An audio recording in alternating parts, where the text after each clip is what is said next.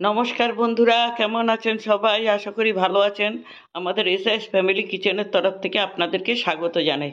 আজকে আমি বানাচ্ছি লাউ শুক্তো। লাউটাকে এবার আমি কেটে নিচ্ছি। লাউটা একটু কচি দেখে নেওয়ার চেষ্টা করবেন। লাউটাকে কেটে নিয়ে একটু মোটা করে খোসা ছাড়িয়ে নিচ্ছি, কারণ আমি লাউর খোসা ভাজা করব।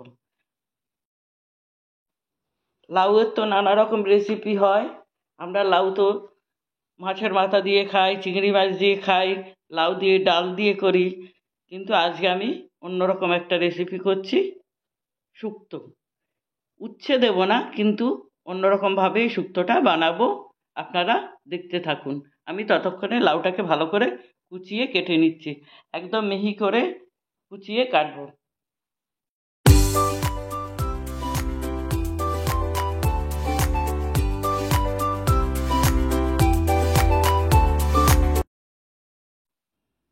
লাউকে ভালো করে ধুয়ে নেওয়া প্রয়োজন, কারণ লাউয়ের একটা কষ থাকে।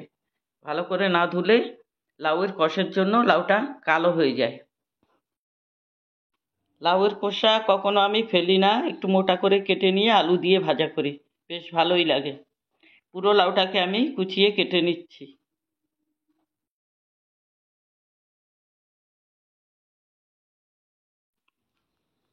পুরো লাউটা আমার কাটা হয়ে গেছে।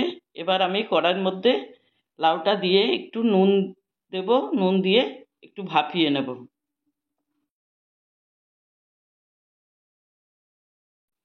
এই লাউ শুক্তোর মধ্যে কোনো লঙ্কা পড়বে না, হলুদ পড়বে না, শুধু আমি 2 চামচ নেব পোস্ত, আর দেব শুকনো লঙ্কা ফোড়ন, মেথি আর শস্য ফোড়ন। এই হলো মশলা। আমি এখানে 2 টেবিল চামচ নিয়েছি পোস্ত। পোস্তটা আমি শুকনো প্রথমে মিক্সিতে একটু ঘুরিয়ে নেব। তারপরে এখানে 1 ইঞ্চি আদাকে দেব, দিয়ে এবার জল দিয়ে আমি পেস্ট করে নেব ভালো করে। এদিকে লাউটা আমার সিদ্ধ হয়ে গেছে, আমি নামিয়ে নিচ্ছি। কড়ার মধ্যে আমি দিয়ে দিচ্ছি সর্ষের তেল। সর্ষের তেল দিয়েই রান্নাটা করতে হবে। সর্ষের তেলটা গরম হয়ে যাওয়ার পর আমি 10-12টা বড়ি ভেজে নেব ভালো করে।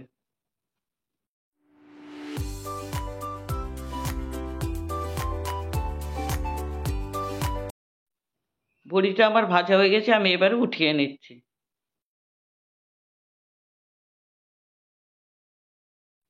ওই তেলের মধ্যে আমি দিয়ে দিচ্ছি 2 শুকনো লঙ্কা ফোড়ন, আর দিচ্ছি একটা তেজপাতা, 1 চামচ মেথি, আর হাফ চামচ দিচ্ছি কালো সর্ষ। এই ফোড়নটার জন্যই এই রান্নাটা অনেক টেস্টি হবে, সুন্দর গন্ধ হবে। ফোড়নের গন্ধ অলরেডি বেরিয়ে গেছে। এর মধ্যে আমি আদা আর পোস্ত বাটাটা দিয়ে দিচ্ছি। এর মধ্যে আর কোনো লঙ্কা বা মশলা কিছু পড়বে না। এবার আমি এই মশলাটাকে ভেজে নিচ্ছি। পোস্ত ভাজার প্রয়োজন পড়ে না, কিন্তু যেহেতু আমি এর সঙ্গে আদা দিয়েছিলাম 1 ইঞ্চি, সেই আদাটার জন্য একটু মশলাটাকে ভেজে নিচ্ছি। দিয়ে দিলাম মিক্সিটাকে ধুয়ে একটুখানি জল।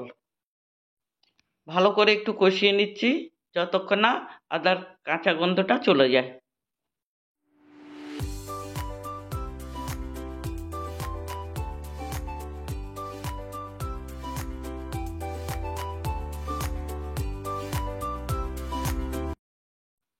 আদা আর পোস্তটাকে ভালো করে কষিয়ে নেওয়ার পর এবার দিয়ে দিচ্ছি সিদ্ধ করে রাখা লাউটা।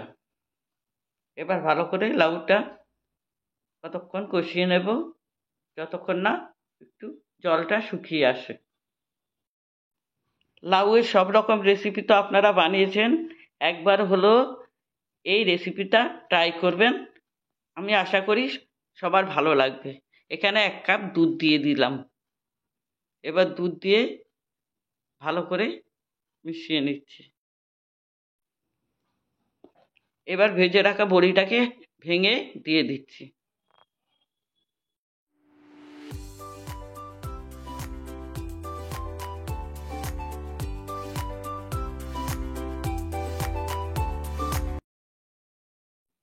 নুনটা একটু কম হয়েছে মনে হলো, তার জন্য আর একটু নুন দিয়ে দিলাম।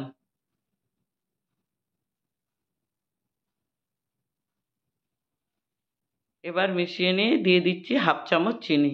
এই রেসিপিটা একটু মিষ্টি হয়, আর ওই আদার যা ঝাল, শুকনো লঙ্কা ফোড়নের ঝাল, এই ঝালেই দেয়া হয়, আর কোনো ঝাল আলাদা করে অ্যাড করা হয় না। আমার কাছে মনে হচ্ছে একটু ঝোল ঝোল থেকে গেছে, যার জন্য আমি 1 চামচ আটা দিয়ে দিয়েছি। আপনাদের যদি মনে হয় লাউ কখনো ঝোল বেশি উঠে যায়, তখন আপনারা 1 চামচ আটা বা ময়দা দিয়ে দেবেন, দেখবেন মাখা মাখা হয়ে যাবে। আর আপনারা যদি ঝোল রাখতে চান, তাহলে আটা বা ময়দা দেবেন না।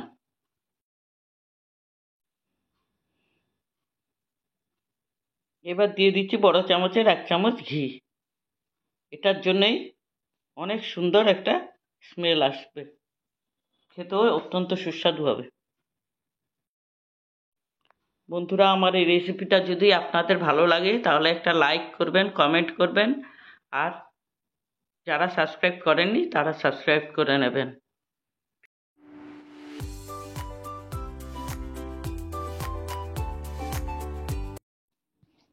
আমার এই রান্নাটা পুরোপুরি কমপ্লিট হয়ে গেছে, এবার আমি উঠিয়ে নেব।